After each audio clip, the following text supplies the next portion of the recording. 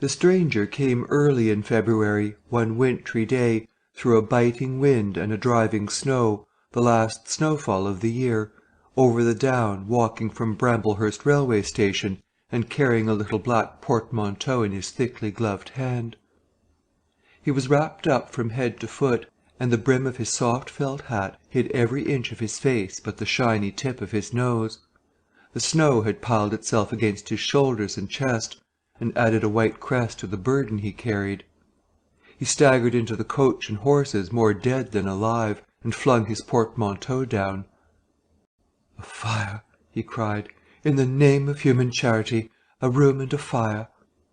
He stamped and shook the snow from off himself in the bar, and followed Mrs. Hall into her guest parlour to strike his bargain. And with that much introduction, that and a couple of sovereigns flung upon the table, he took up his quarters in the inn. Mrs. Hall lit the fire and left him there while she went to prepare him a meal with her own hands. A guest to stop at Iping in the winter time was an unheard-of piece of luck, let alone a guest who was no haggler, and she was resolved to show herself worthy of her good fortune. As soon as the bacon was well under way, and Milly, her lymphatic maid, had been brisked up a bit by a few deftly chosen expressions of contempt, she carried the cloth, plates, and glasses into the parlour, and began to lay them with the utmost éclat. Although the fire was burning up briskly, she was surprised to see that her visitor still wore his hat and coat, standing with his back to her and staring out of the window at the falling snow in the yard. His gloved hands were clasped behind him, and he seemed to be lost in thought. She noticed that the melting snow that still sprinkled his shoulders dripped upon her carpet.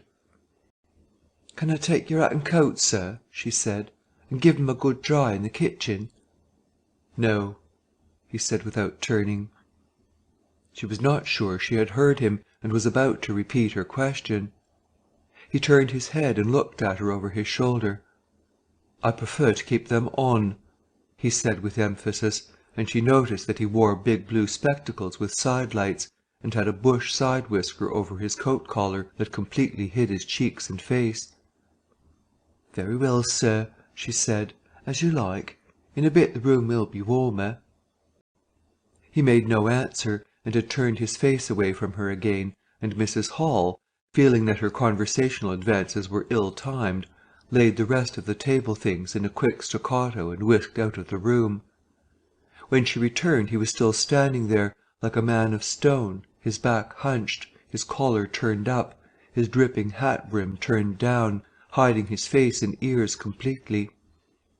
She put down the eggs and bacon with considerable emphasis, and called rather than said to him, "Your lunch is served, sir." "Thank you," he said at the same time, and did not stir until she was closing the door. Then he swung round and approached the table with a certain eager quickness. As she went behind the bar to the kitchen, she heard a sound repeated at regular intervals. Chirk, chirk, chirk it went, the sound of a spoon being rapidly whisked round a basin. "That girl," she said. "There, I clean forgot it. It's her being so long." And while she herself finished mixing the mustard, she gave Milly a few verbal stabs for her excessive slowness.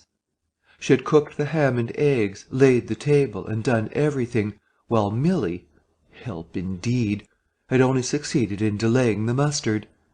And him a new guest and wanting to stay. Then she filled the mustard pot, and putting it with a certain stateliness upon a gold and black tea-tray, carried it into the parlour. She rapped and entered promptly. As she did so her visitor moved quickly, so that she got but a glimpse of a white object disappearing behind the table. It would seem he was picking something from the floor. She rapped down the mustard pot on the table, and then she noticed the overcoat and hat had been taken off and put over a chair in front of the fire, and a pair of wet boots threatened rust to her steel fender. She went to these things resolutely. "I suppose I may have them to dry now?"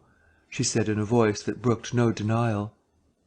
"Leave the hat," said her visitor in a muffled voice, and turning she saw he had raised his head and was sitting and looking at her. For a moment she stood gaping at him, too surprised to speak. He held a white cloth, It was a serviette he had brought with him, over the lower part of his face, so that his mouth and jaws were completely hidden, and that was the reason of his muffled voice. But it was not that which startled Mrs. Hall. It was the fact that all his forehead above his blue glasses was covered by a white bandage, and that another covered his ears, leaving not a scrap of his face exposed excepting only his pink, peaked nose. It was bright, pink and shiny, just as it had been at first. He wore a dark brown velvet jacket with a high black linen-lined collar turned up about his neck. The thick black hair, escaping as it could below and between the cross bandages, projected in curious tails and horns, giving him the strangest appearance conceivable. This muffled and bandaged head was so unlike what she had anticipated that for a moment she was rigid. He did not remove the serviette, but remained holding it, as she saw now, with a brown-gloved hand, and regarding her with his inscrutable blue glasses. "Leave the hat," he said, speaking very distinctly through the white cloth. Her nerves began to recover from the shock they had received. She placed the hat on the chair again by the fire. "I didn't know, sir," she began, "that—" and she stopped, embarrassed. "Thank you," he said dryly, glancing from her to the door and then at her again. "I'll have them nicely dried, sir, at once," she said, and carried his clothes out of the room. She glanced at his white swathed head and blue goggles again as she was going out of the door, but his napkin was still in front of his face. She shivered a little as she closed the door behind her, and her face was eloquent of her surprise and perplexity. "I never," she whispered.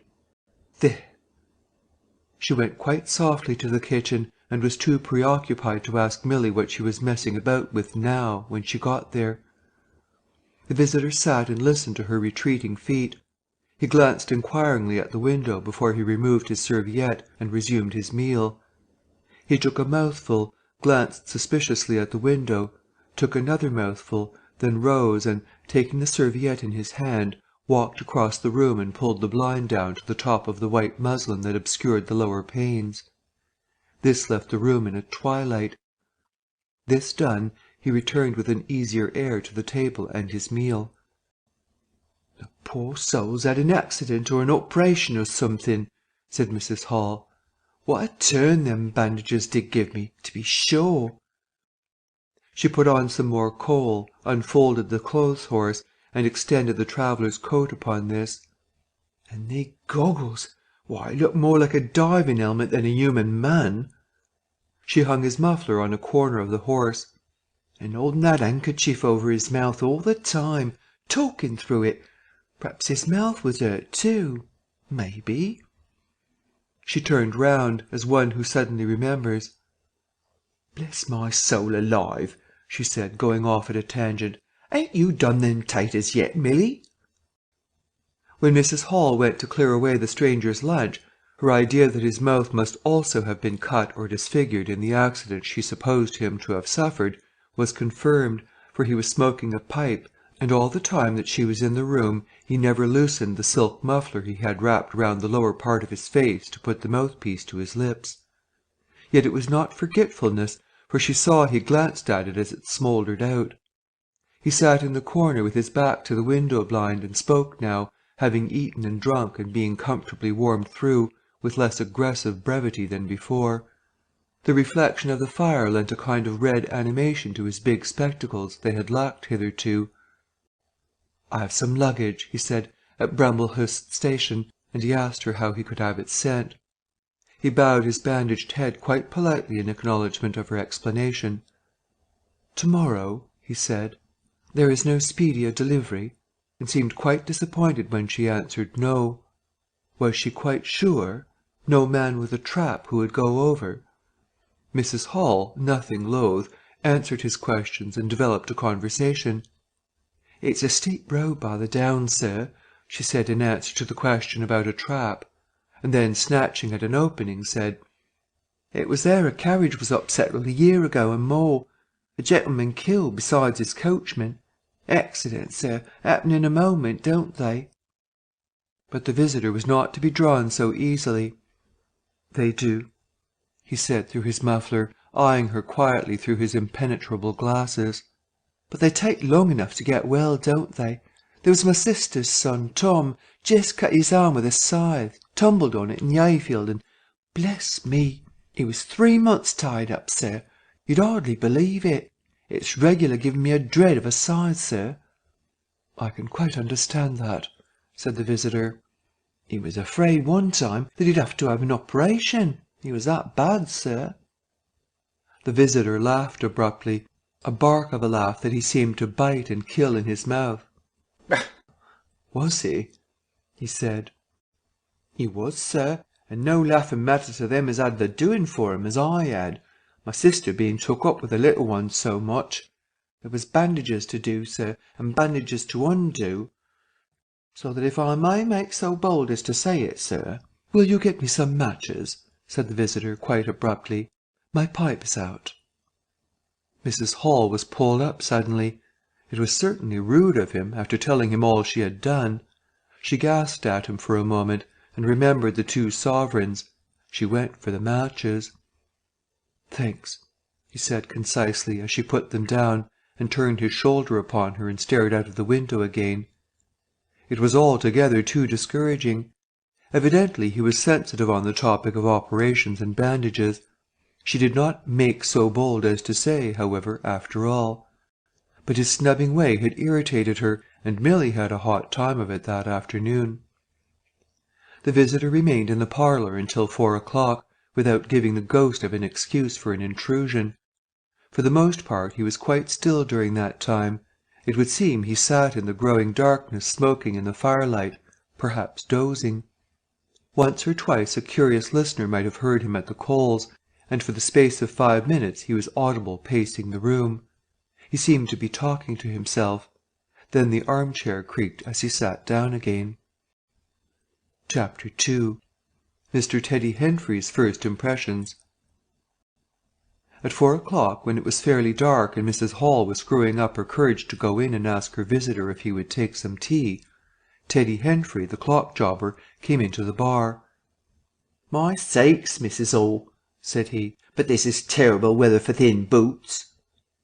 The snow outside was falling faster.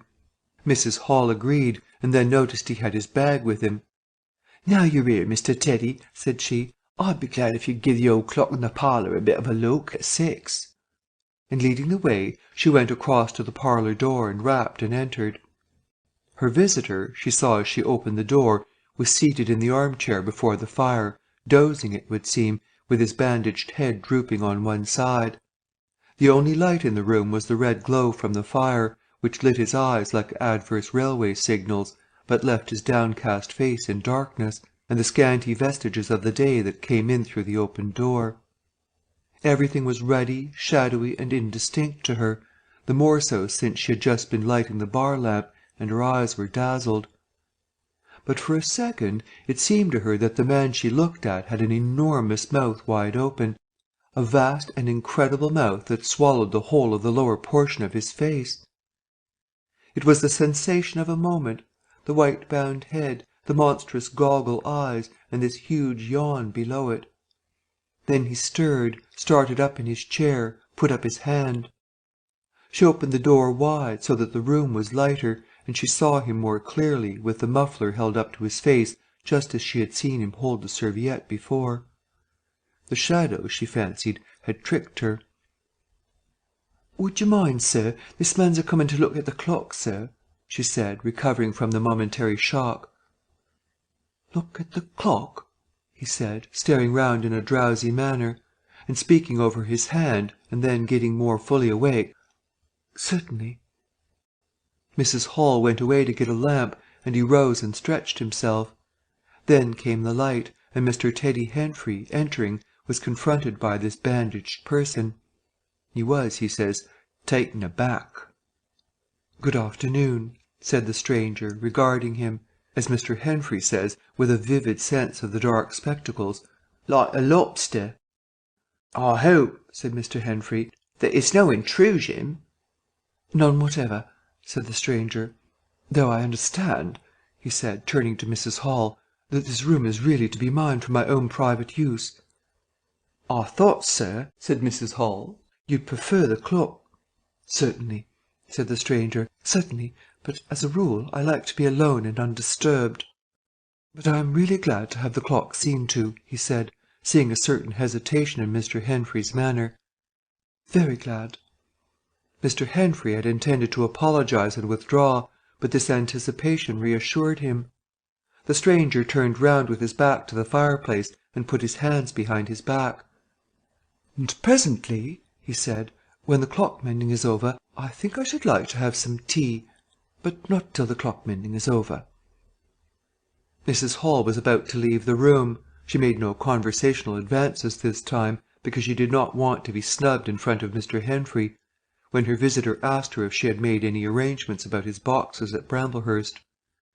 She told him she had mentioned the matter to the postman, and that the carrier could bring them over on the morrow. "You are certain that is the earliest?" he said. She was certain, with a marked coldness. "I should explain," he added, "what I was really too cold and fatigued to do before, that I'm an experimental investigator." "Indeed, sir," said Mrs. Hall, much impressed. "And my baggage contains apparatus and appliances." "Very useful things indeed they are, sir," said Mrs. Hall. "And I'm very naturally anxious to get on with my inquiries." "Of course, sir." "My reason for coming to Iping," he proceeded, with a certain deliberation of manner, "was a desire for solitude. I do not wish to be disturbed in my work. In addition to my work, an accident—" "I thought as much," said Mrs. Hall to herself. "Necessitates a certain retirement. My eyes are sometimes so weak and painful that I have to shut myself up in the dark for hours together, lock myself up. Sometimes, now and then, not at present, certainly. At such times the slightest disturbance, the entry of a stranger into the room, is a source of excruciating annoyance to me. It is well these things should be understood." "Certainly, sir," said Mrs. Hall. "And if I might make so bold as to ask—" "That, I think, is all," said the stranger, with that quietly irresistible air of finality he could assume at will. Mrs. Hall reserved her question and sympathy for a better occasion. After Mrs. Hall had left the room, he remained standing in front of the fire, glaring, so Mr. Henfrey puts it, at the clock mending. Mr. Henfrey not only took off the hands of the clock and the face, but extracted the works, and he tried to work in as slow and quiet and unassuming a manner as possible. He worked with the lamp close to him, and the green shade threw a brilliant light upon his hands and upon the frame and wheels, and left the rest of the room shadowy. When he looked up, coloured patches swam in his eyes. Being constitutionally of a curious nature, he had removed the works, a quite unnecessary proceeding, with the idea of delaying his departure and perhaps falling into conversation with the stranger. But the stranger stood there, perfectly silent and still. So still it got on Henfrey's nerves. He felt alone in the room and looked up, and there, grey and dim, was the bandaged head and huge blue lenses staring fixedly, with a mist of green spots drifting in front of them. It was so uncanny to Henfrey that for a minute they remained staring blankly at one another. Then Henfrey looked down again. Very uncomfortable position. One would like to say something. Should he remark that the weather was very cold for the time of year? He looked up as if to take aim with that introductory shot. "The weather—" he began. "Why don't you finish and go?" said the rigid figure, evidently in a state of painfully suppressed rage. "All you've got to do is fix the hour hand on its axle. You're simply humbugging." "Certainly, sir. 1 minute more. I overlooked—" And Mr. Henfrey finished and went. But he went feeling excessively annoyed. "Damn it," said Mr. Henfrey to himself, trudging down the village through the thawing snow. "A man must do a clock at times, surely." And again, "Can't a man look at you? Ugly." And yet again, "Seemingly not. If the police was wanting you, you couldn't be more wrapped and bandaged." At Gleason's Corner he saw Hall, who had recently married the stranger's hostess at the Coach and Horses, and who now drove the Iping conveyance, when occasional people required it, to Sidderbridge Junction, coming towards him on his return from that place. Hall had evidently been stopping a bit at Sidderbridge, to judge by his driving. "How do, Teddy?" he said, passing. "You got a rum 'un up home," said Teddy. Hall very sociably pulled up. "What's that?" he asked. "Rum-looking customer stopping at the Coach and Horses," said Teddy. "My sakes!" And he proceeded to give Hall a vivid description of his grotesque guest. "Looks a bit like a disguise, don't it? I'd like to see a man's face if I had him stopping in my place," said Henfrey. "But women are that trustful, where strangers are concerned.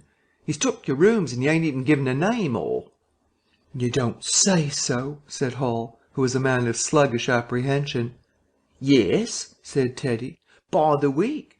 Whatever he is, you can't get rid of him under the week, and he's got a lot of luggage coming to-morrow, so he says.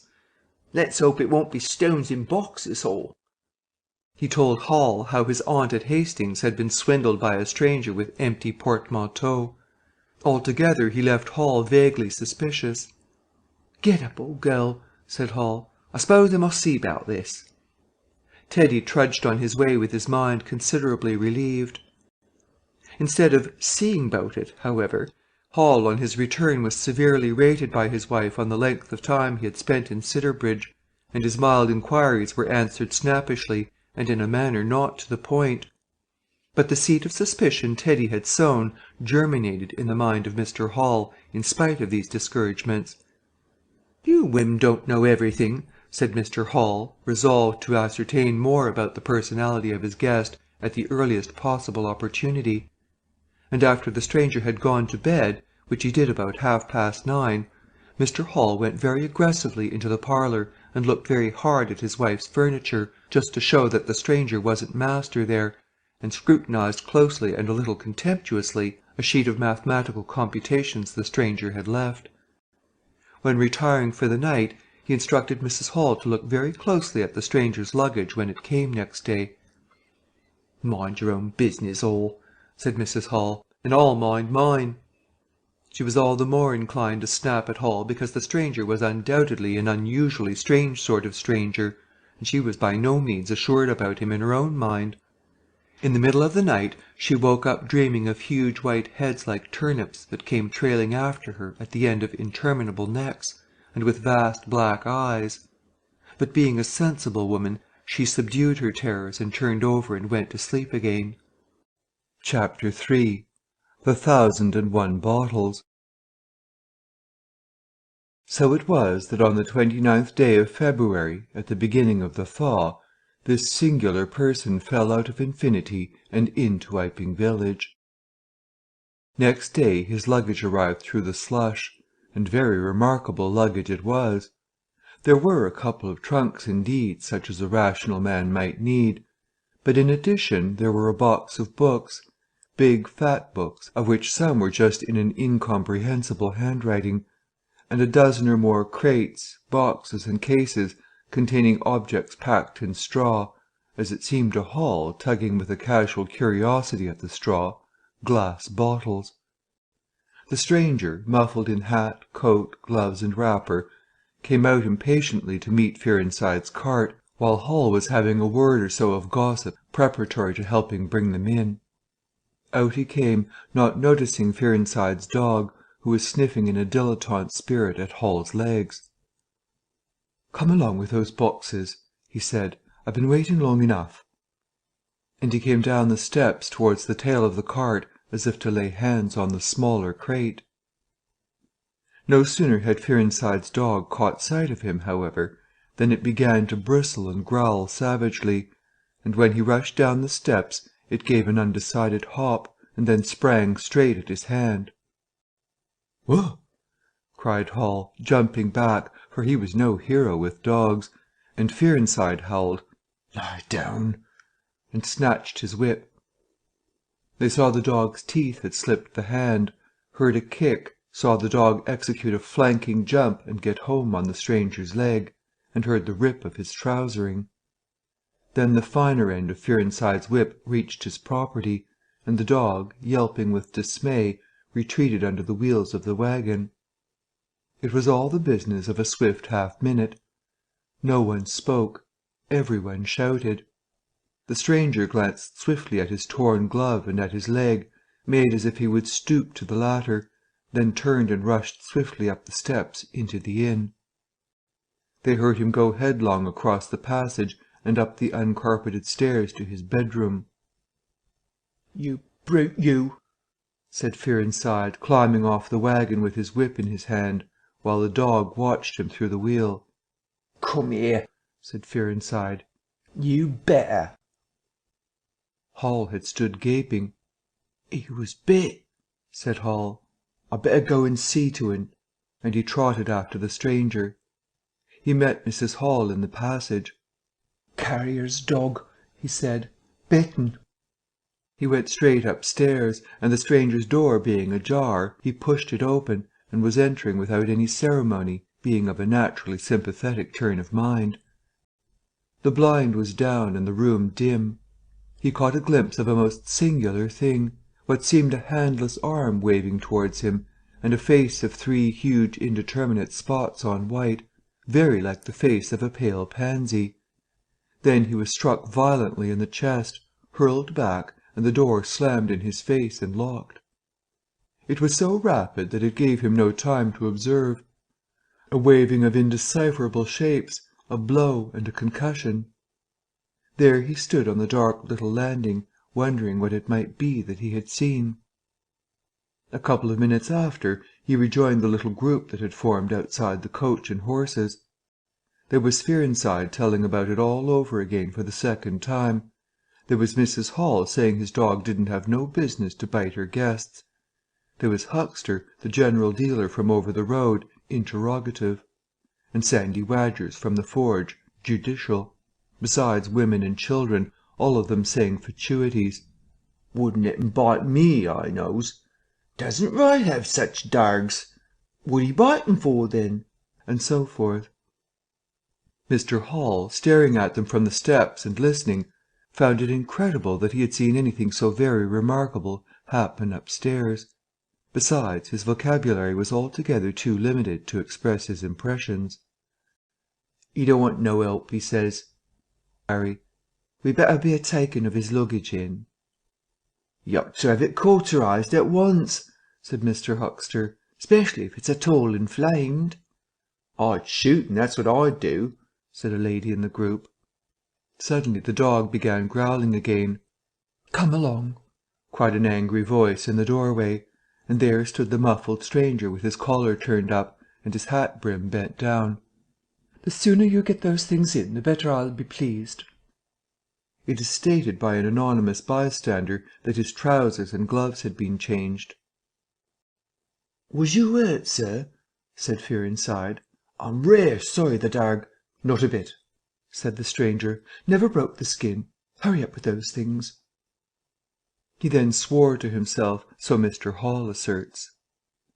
Directly the first crate was, in accordance with his directions, carried into the parlour, the stranger flung himself upon it with extraordinary eagerness, and began to unpack it, scattering the straw with an utter disregard of Mrs. Hall's carpet.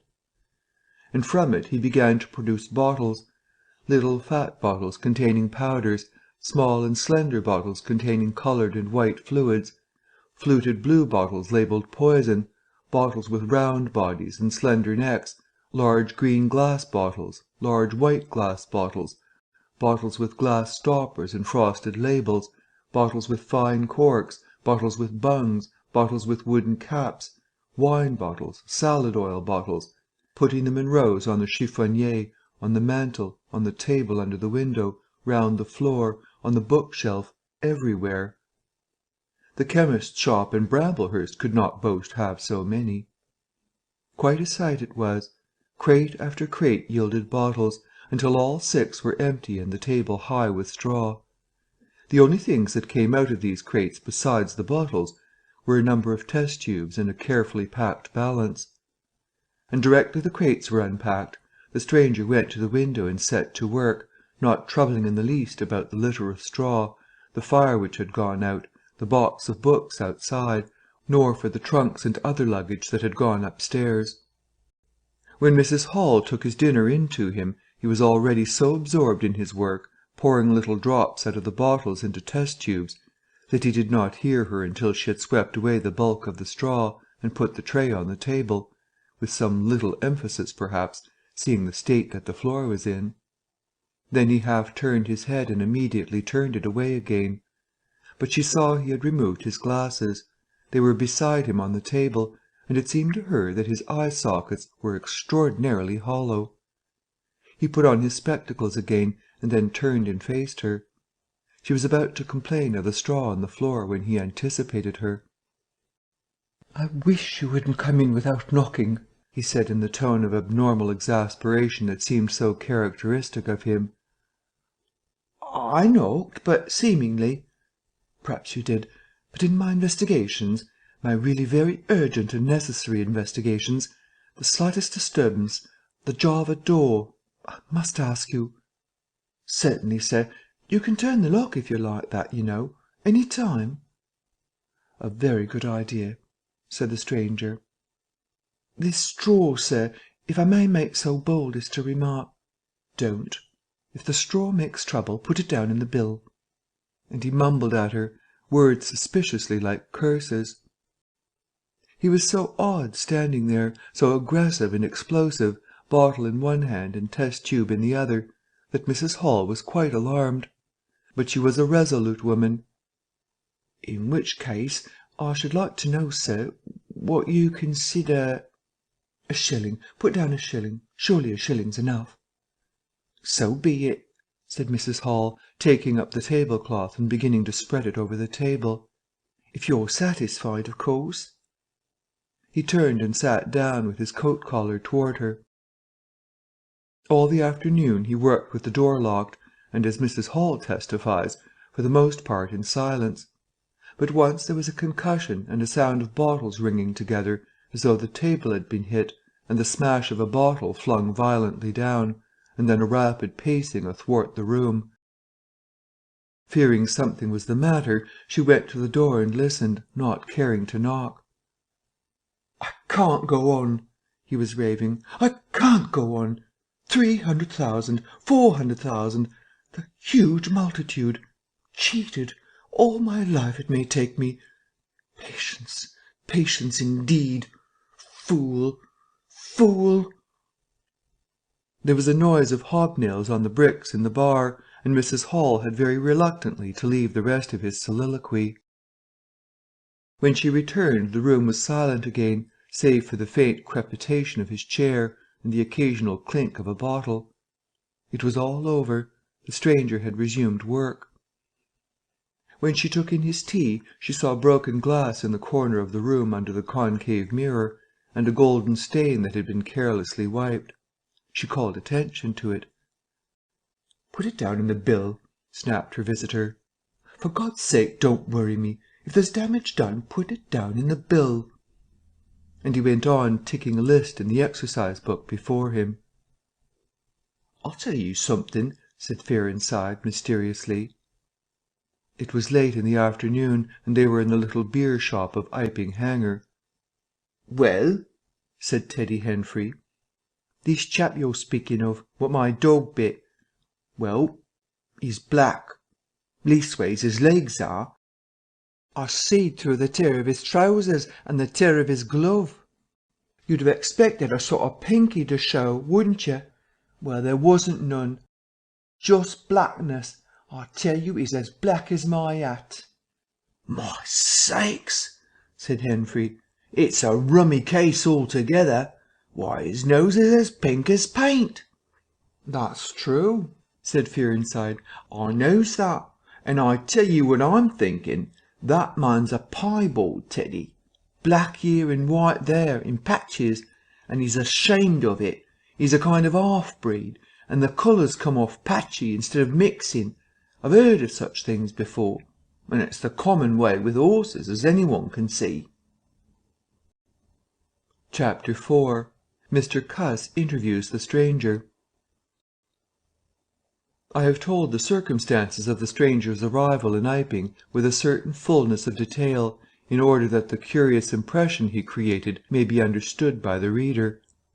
But excepting 2 odd incidents, the circumstances of his stay until the extraordinary day of the club festival may be passed over very cursorily. There were a number of skirmishes with Mrs. Hall on matters of domestic discipline, but in every case until late April, when the first signs of penury began, he overrode her by the easy expedient of an extra payment. Hall did not like him, and whenever he dared, he talked of the advisability of getting rid of him. But he showed his dislike chiefly by concealing it ostentatiously, and avoiding his visitor as much as possible. "Wait till the summer," said Mrs. Hall sagely, "when the artists are beginning to come. Then we'll see. He may be a bit overbearing, but bills settled punctual is bills settled punctual, whatever you'd like to say." The stranger did not go to church, and indeed made no difference between Sunday and the irreligious days, even in costume. He worked, as Mrs. Hall thought, very fitfully. Some days he would come down early and be continuously busy. On others he would rise late, pace his room, fretting audibly for hours together, smoke, sleep in the armchair by the fire. Communication with the world beyond the village he had none. His temper continued very uncertain. For the most part, his manner was that of a man suffering under almost unendurable provocation, and once or twice things were snapped, torn, crushed, or broken in spasmodic gusts of violence. He seemed under a chronic irritation of the greatest intensity. His habit of talking to himself in a low voice grew steadily upon him, but though Mrs. Hall listened conscientiously, she could make neither head nor tail of what she heard. He rarely went abroad by daylight, but at twilight he would go out muffled up invisibly, whether the weather were cold or not, and he chose the loneliest paths and those most overshadowed by trees and banks. His goggling spectacles and ghastly bandaged face under the penthouse of his hat came with a disagreeable suddenness out of the darkness upon 1 or 2 home-going labourers, and Teddy Henfrey, tumbling out of the scarlet coat one night at 9:30, was scared shamefully by the stranger's skull-like head (he was walking hat in hand) lit by the sudden light of the opened inn door. Such children as saw him at nightfall dreamt of bogies, and it seemed doubtful whether he disliked boys more than they disliked him, or the reverse. But there was certainly a vivid enough dislike on either side. It was inevitable that a person of so remarkable an appearance and bearing should form a frequent topic in such a village as Iping. Opinion was greatly divided about his occupation. Mrs. Hall was sensitive on the point. When questioned, she explained very carefully that he was an experimental investigator, going gingerly over the syllables as one who dreads pitfalls. When asked what an experimental investigator was, she would say with a touch of superiority that most educated people knew such things as that, and would thus explain that he discovered things. Her visitor had had an accident, she said, which temporarily discoloured his face and hands, and being of a sensitive disposition, he was averse to any public notice of the fact. Out of her hearing, there was a view largely entertained that he was a criminal trying to escape from justice by wrapping himself up so as to conceal himself altogether from the eye of the police. This idea sprang from the brain of Mr. Teddy Henfrey. No crime of any magnitude dating from the middle or end of February was known to have occurred.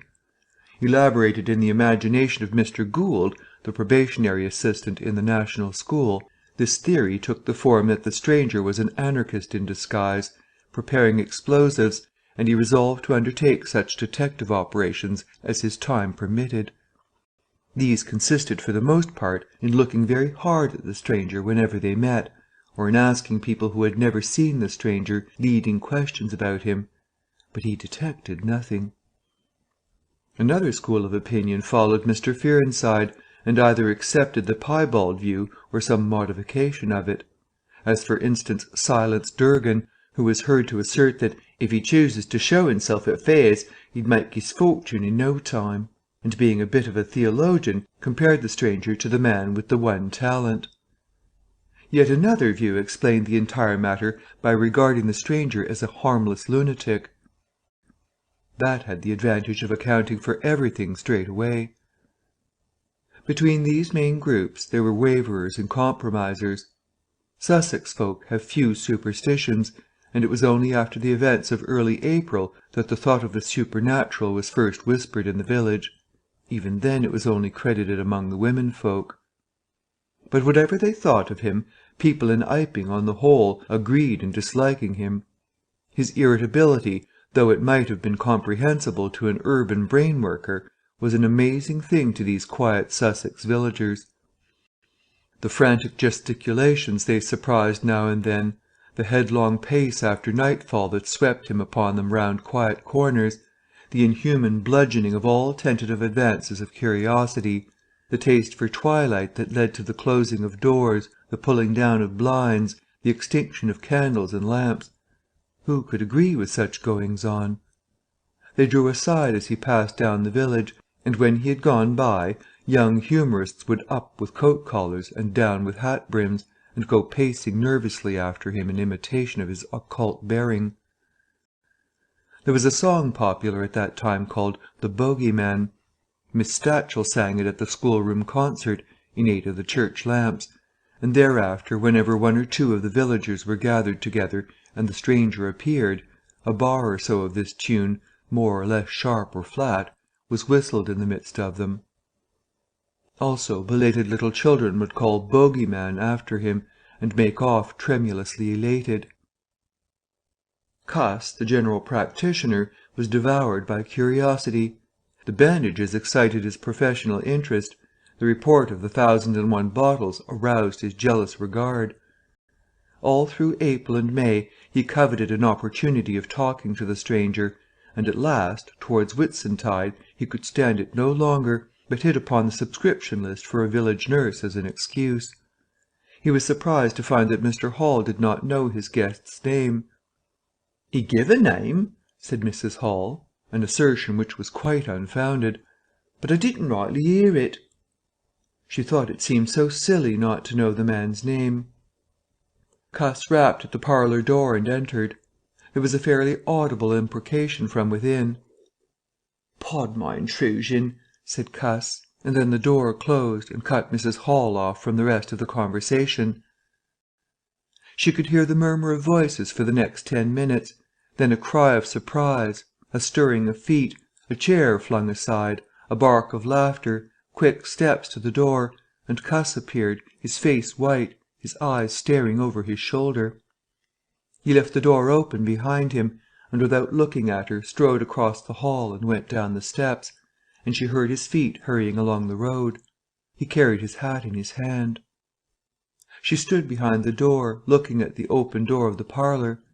Then she heard the stranger laughing quietly, and then his footsteps came across the room. She could not see his face where she stood. The parlour door slammed, and the place was silent again. Cuss went straight up the village to Bunting the vicar. "Am I mad?" Cuss began abruptly, as he entered the shabby little study. "Do I look like an insane person?" "What's happened?" said the vicar, putting the ammonite on the loose sheets of his forthcoming sermon. "That chap at the inn." "Well?" "Give me something to drink," said Cuss, and he sat down. When his nerves had been steadied by a glass of cheap sherry, the only drink the good vicar had available, he told him of the interview he had just had. "Went in," he gasped, "and began to demand a subscription for that nurse fund. He'd stuck his hands in his pockets as I came in, and he sat down lumpily in his chair. Sniffed. I told him I'd heard he took an interest in scientific things. He said yes. Sniffed again. Kept on sniffing all the time, evidently recently caught an infernal cold. No wonder wrapped up like that. I developed the nurse idea, and all the while kept my eyes open. Bottles, chemicals, everywhere. Balance, test tubes and stands, and a smell of evening primrose. Would he subscribe? Said he'd consider it. Asked him point blank, was he researching? Said he was. A long research. Got quite cross. A damnable long research, said he, blowing the cork out, so to speak. Oh, said I, and out came the grievance. The man was just on the boil, and my question boiled him over. He'd been given a prescription, most valuable prescription. What for he wouldn't say. Was it medical? Damn you, what are you fishing after? I apologised.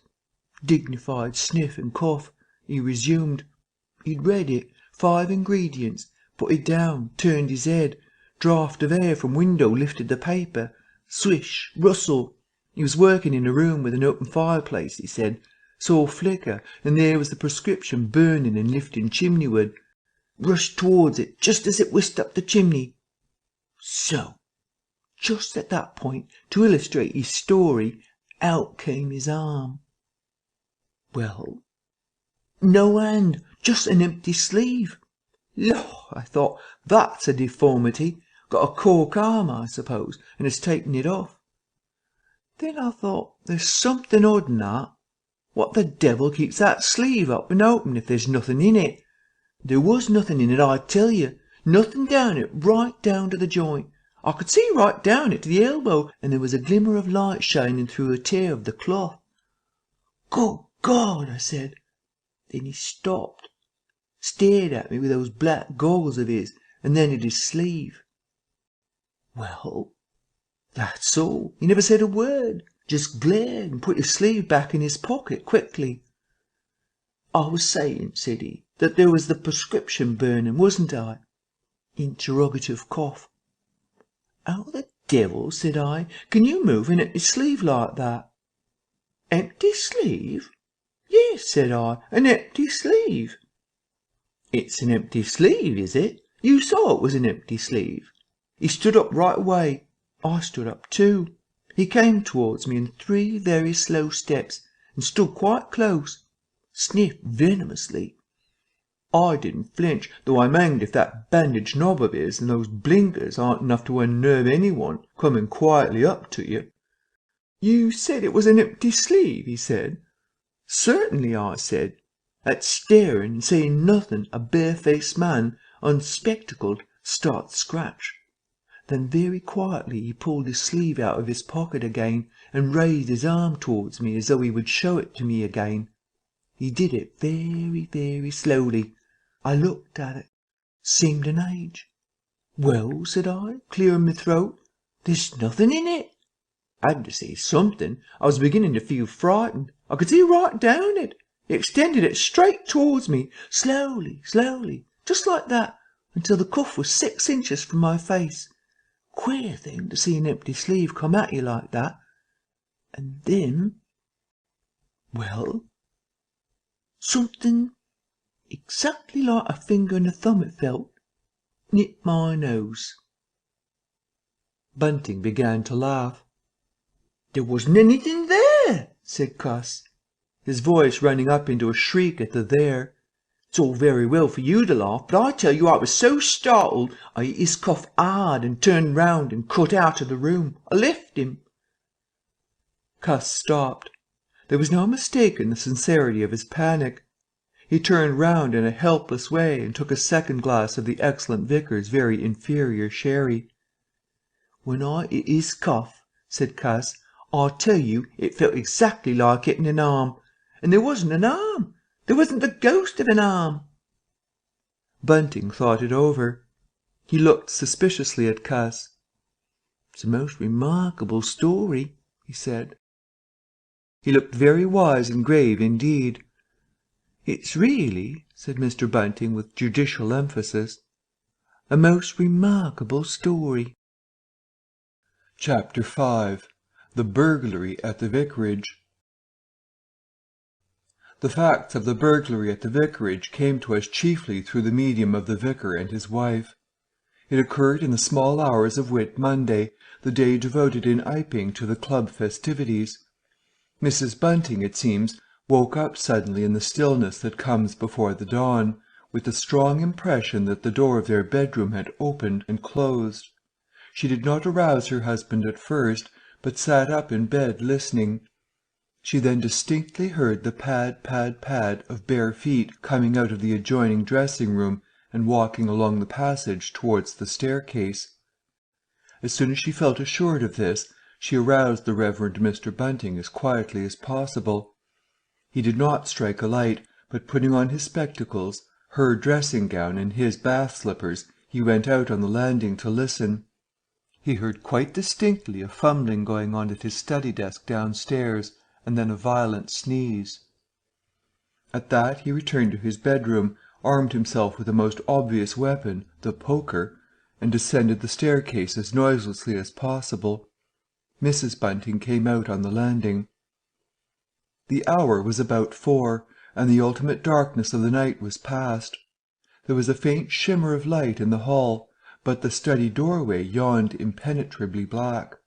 Everything was still except the faint creaking of the stairs under Mr. Bunting's tread and the slight movements in the study. Then something snapped, the drawer was opened, and there was a rustle of papers. Then came an imprecation, and a match was struck, and the study was flooded with yellow light. Mr. Bunting was now in the hall, and through the crack of the door he could see the desk and the open drawer, and a candle burning on the desk. But the robber he could not see. He stood there in the hall undecided what to do, and Mrs. Bunting, her face white and intent, crept slowly downstairs after him. One thing kept Mr. Bunting's courage, the persuasion that this burglar was a resident in the village. They heard the chink of money, and realized that the robber had found the housekeeping reserve of gold, £2 10 ½ sovereigns altogether. At that sound Mr. Bunting was nerved to abrupt action. Gripping the poker firmly, he rushed into the room, closely followed by Mrs. Bunting. "Surrender!" cried Mr. Bunting fiercely, and then stopped amazed. Apparently the room was perfectly empty. Yet their conviction that they had that very moment heard somebody moving in the room had amounted to a certainty. For half a minute, perhaps, they stood gaping. Then Mrs. Bunting went across the room and looked behind the screen, while Mr. Bunting, by a kindred impulse, peered under the desk. Then Mrs. Bunting turned back the window curtains, and Mr. Bunting looked up the chimney and probed it with the poker. Then Mrs. Bunting scrutinized the waste-paper basket, and Mr. Bunting opened the lid of the coal-scuttle. Then they came to a stop and stood, with eyes interrogating each other. "I could ha' sworn," said Mr. Bunting. "The candle," said Mr. Bunting. "Who lit the candle?" "The drawer," said Mrs. Bunting, "and the money's gone." She went hastily to the doorway. "Of all the strange occurrences—" There was a violent sneeze in the passage. They rushed out, and as they did so, the kitchen door slammed. "Bring the candle," said Mr. Bunting, and led the way. They both heard a sound of bolts being hastily shot back. As he opened the kitchen door, he saw through the scullery that the back door was just opening, and a faint light of early dawn displayed the dark masses of the garden beyond. He is certain that nothing went out of the door. It opened, stood open for a moment, and then closed with a slam.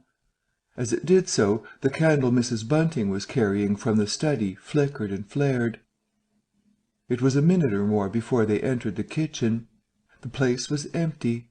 They refastened the back door, examined the kitchen, pantry, and scullery thoroughly, and at last went down into the cellar. There was not a soul to be found in the house, search as they would. Daylight found the vicar and his wife, a quaintly costumed little couple, still marvelling about on their own ground floor by the unnecessary light of a guttering candle.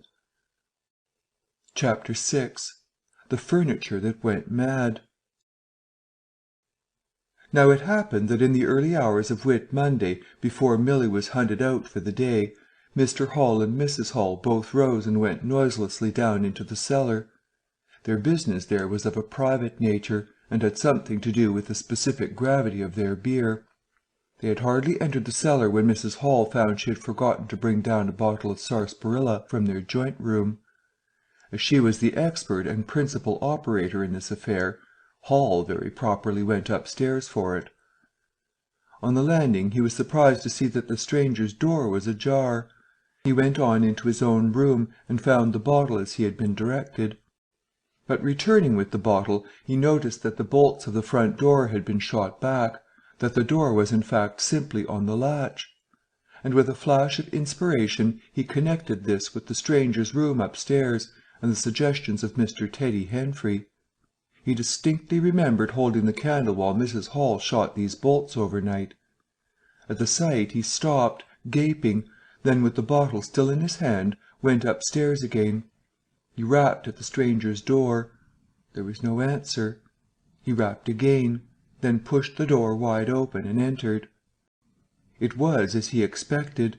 The bed, the room also, was empty, and what was stranger, even to his heavy intelligence, on the bedroom chair and along the rail of the bed were scattered the garments, the only garments so far as he knew, and the bandages of their guest.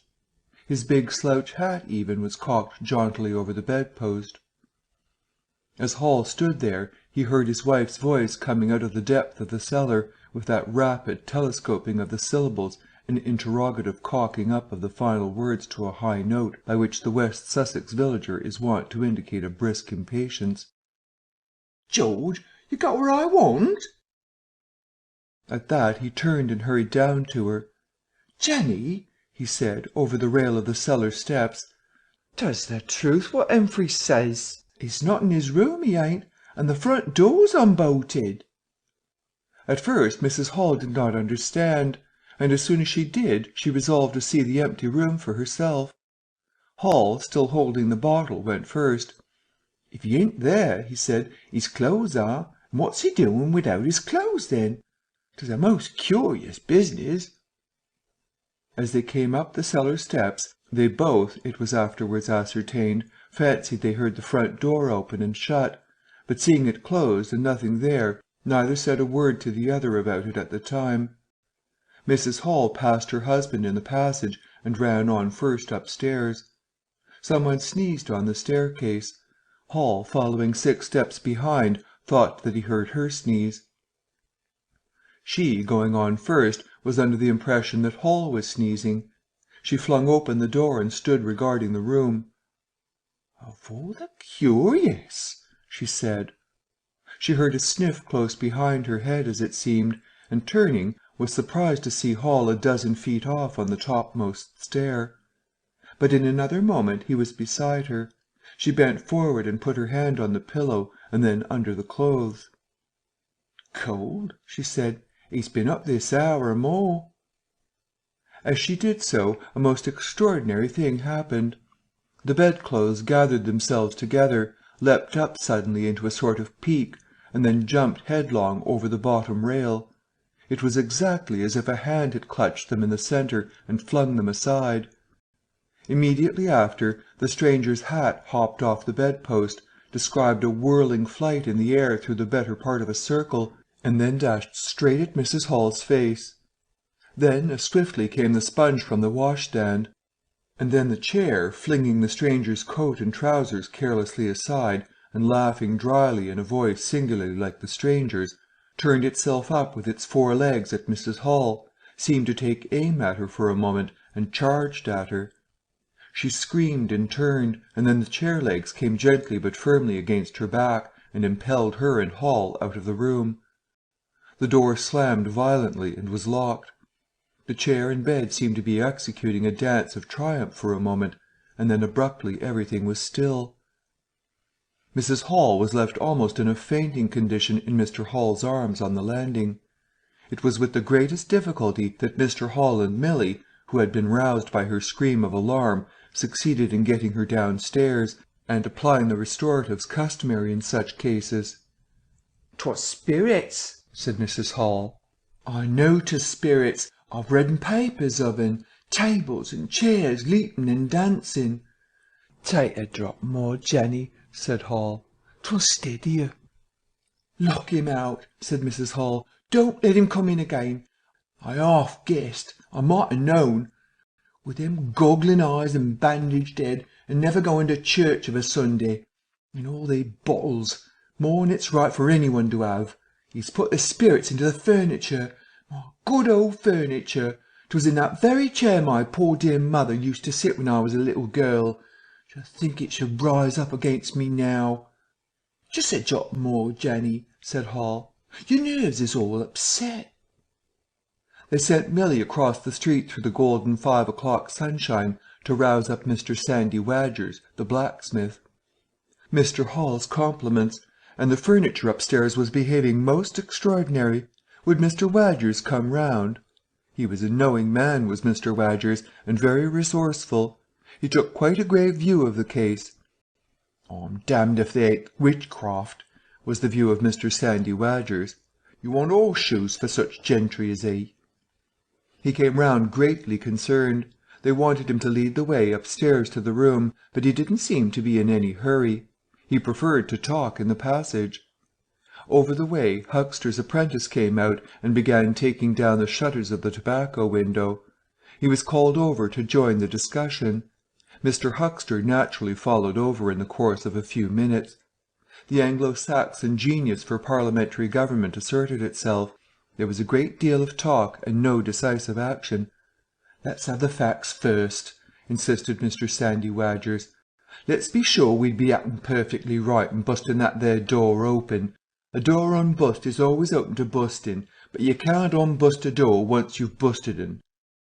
And suddenly and most wonderfully the door of the room upstairs opened of its own accord, and as they looked up in amazement they saw descending the stairs the muffled figure of the stranger, staring more blackly and blankly than ever with those unreasonably large blue glass eyes of his.